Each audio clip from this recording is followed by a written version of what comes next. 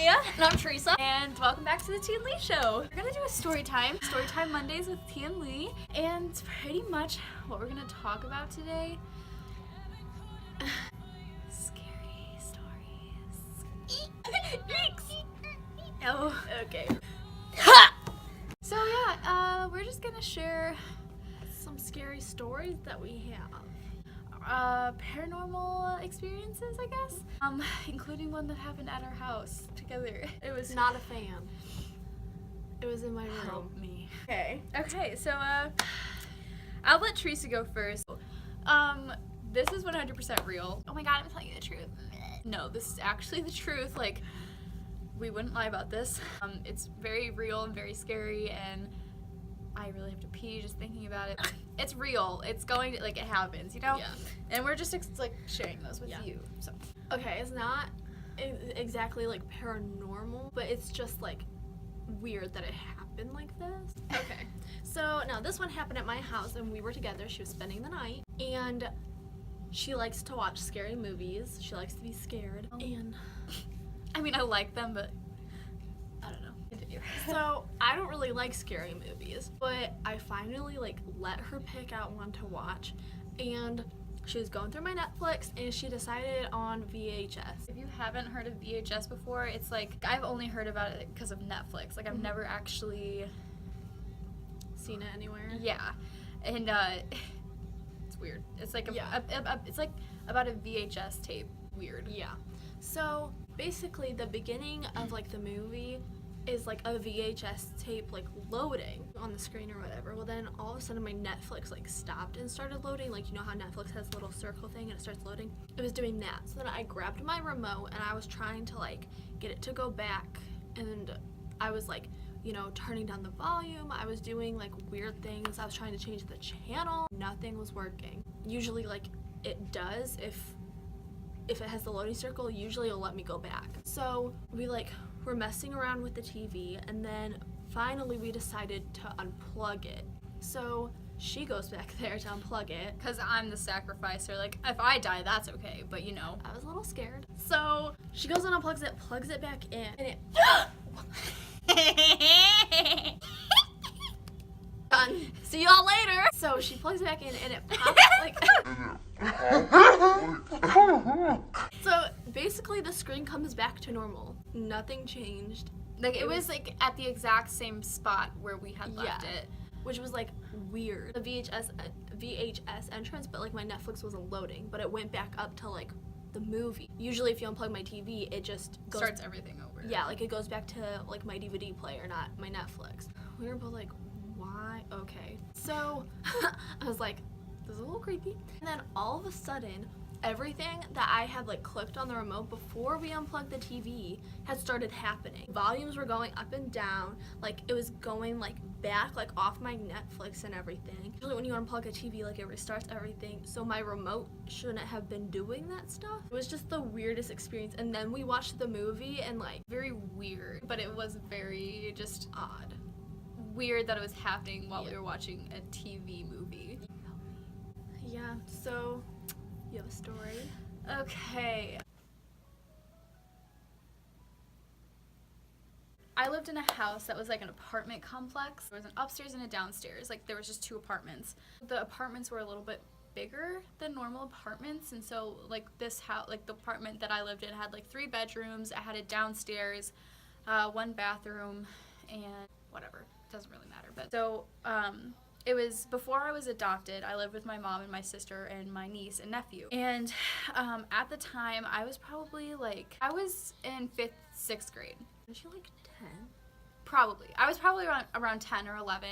So before I lived in that house, before me, my mom, my sister, and my niece and nephew moved in, my uncle and his girlfriend lived there before us. So the landlord of the apartments knew our family. Before my uncle and his girlfriend lived there, my uncle's girlfriend's uncle lived there. She's my stepmom now, love you. Don't know if you're watching, but I love you. Her uncle, so I guess my uncle by marriage, lived there before them. And you know how, like, have you ever heard of, like, how babies can see ghosts and, like, see spirits when they're younger because something. I'm not like a statistics freak. I wasn't there for this. This is just what I was told, and I 100% believe it because of like the statistic I just brought up. My sister told me like that Mandy was seeing things in our house. Mandy's my niece. Love you, girl. You are my life. You are pretty, and I love you. Praise. I'll always be here for you. Anyway, so like my sister was telling me that she was like seeing things there. And every time, like, my sister would be in her room doing whatever she was, like, she would walk out and, like, listen to Mandy talking to someone on the couch, but no one was there. Probably just has, like, an imaginary friend or something. But, no. She said that, there was a man sitting on the couch that was facing the TV, watching the TV, and was sitting like this. Watching the TV. And, yeah, super creepy. Pretty much, yeah, Mandy would just talk to him, and she said that he was really nice, and that's cool. I just cannot imagine what she could have been here. Like, I just don't know. It's so scary. We later found out by my now stepmom that her uncle lived there, and he had a heart attack on the couch while watching TV. They found him, and like it's in the newspaper. I don't know the link to it, otherwise it'd show you, because I don't want you to like not believe me or anything. That was just like so scary for us. First of all, children can see things. Secondly, yikes. Like, what if you sat on it? Moving right along. So, my middle school was just one long hallway, but it connects to a church. And my best friend at the time, her mom was the 5th grade teacher. And we were there on a Friday, and because I was spending the night at her house. One night, like, her mom was still in her classroom, and we like went down to the church. I don't know. We were in the church, and we get a text from her mom to come to the car. She's ready to leave. Every classroom had a door leading out to the parking lot. So we're like, oh, we'll just like go to her room because she like parks right in front of the doors. So we're heading down the long hallway, and so the way that it's like set up, her door was like right here, and then like there was like a set of lockers, and then there was like double doors. Like it made like a corner. And we're walking, and we're almost to her door, and we look over in one of the corners. Yeah, like my friend looked over in the corner actually. She like tapped me, and I look over. There's a little girl. I swear to God, there was a little girl in a white dress, and she had long black hair, and she had a white bow in her hair. Yikes. Like, okay. Whoo! She was like wearing like a long white dress with that bow in her hair, and she had really long black hair, and like literally no time. My friend and I look at each other. We ran down that hallway. We just went outside like through the church doors because we're like, we're not dealing with that today. Never seen it since, because I've never been in the hallway when it was dark ever again. Creepy. Wasn't there like something about there was a story about like our like school was built on like a farm, and like something about a little girl dying there. There's a legend about a little girl dying there. Legends are okay. Stop. Oh my God, I remember. So yeah, this is creepy. My hand. Okay. I lived with my mom, and it was just me and my mom. My oldest sister had just moved out of the house. Oh my gosh. Okay, so I decided to use that spare room as like a little party room. It was like probably 7, so it wasn't like an actual party room. It was just like a hangout room for me and my friends. And one night I had like 6 girls come over and spend the night. Pretty much, okay. We were all so convinced about this like house being haunted. We were so convinced. We tried talking.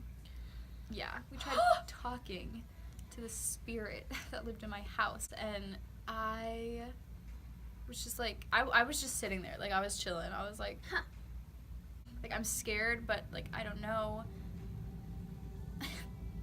Okay, so we left for a period of time, and you know how like condensation will like get on your window? So we had like the 2 glass type thing, and there was a huge like a thick space in between the 2 pieces of glass. So like you could open up the one that was inside and like still have a window closed. I don't know if that's like confusing or not, but yeah. We had both of the windows closed, and so condensation, like, that's right. Yeah. Right. So condensation like formed on the window for the inside window, not the outside window. There's no way that anyone could have like done anything to the window. And we thought we heard like knocking, like, oh, like it's probably one of the guys down the street trying to play a joke on us, whatever. We open up the curtain and there's a handprint smeared down the window. We were like, Mommy. We were so terrified. Like our little 7-year-old bodies were so scared. We're like, okay, this is really scary. Like we went outside, like there was like we touched the window to make sure that like no one was playing a joke on us. Like we were like, no, like it was probably so and so down the street. No, like it was on the inside of the window and both the windows were closed, so there was no way that someone could have just like opened it without us noticing, like putting their handprint.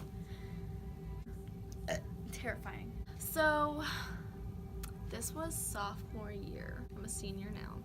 So this was sophomore year. I was on a retreat and I was like part of like the helpers of the retreat. The team, which is like what the leaders were called, we were split into 3 different groups. I was part of prayer team. So basically all that prayer team does is stay in the chapel and pray for everyone who's on the retreat. I knew someone in my religion class who like hated the faith. I was praying the rosary and I was praying for the conversion of that person. So in the chapel, we're in constant adoration. So if you guys don't know what adoration is, just go look that up. The monstrance, you'll figure out what that is. Basically Jesus is present.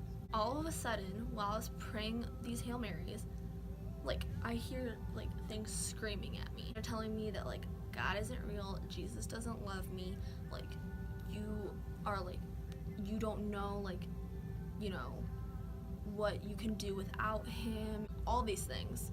And I like look up and there's these like, I don't know how else to describe them besides like demons. And they were running towards the monstrance, but they never got to the monstrance. Just running at the monstrance, I was hearing these things being yelled at me.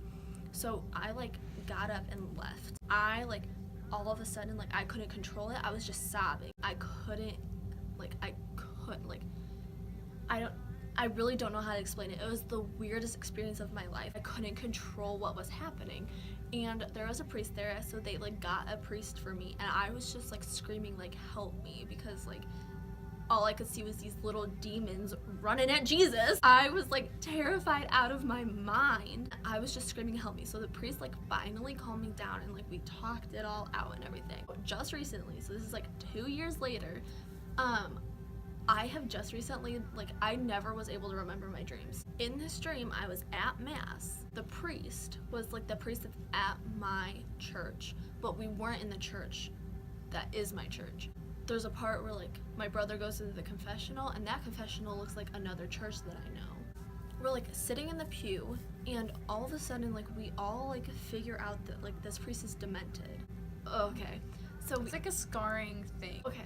So we figure out that the priest is demented, and we like, my brother goes into the confessional, and I like don't remember what he picked up, but it was something to the effect of like how the priest got demented. There was something in there that was like from the devil, that like is how the priest got demented in the first place.